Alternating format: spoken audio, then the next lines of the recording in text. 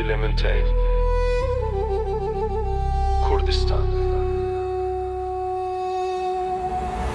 Am Niciana, am Giachina, Gieshohei, am Buna Strand, Le Herdere, Dengemete, Benave Azadi, am Dijin Herdem, Mama Hat, Rabanemu, Tiro Kenu, am Denevisen, Delemayak, Dengemabelen, Unkuden.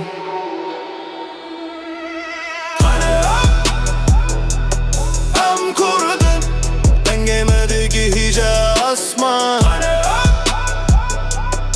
Am gelin bir yektilu yekcan. Rabin gelimin ho bigirin des bidas.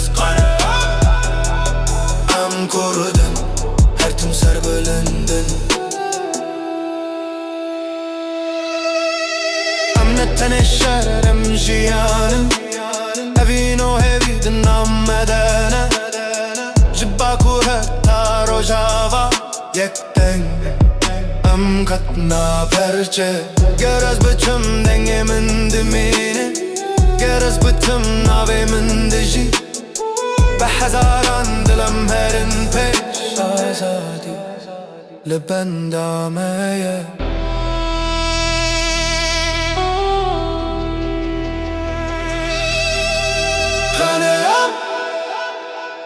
Am KURD'un Çiçiya heta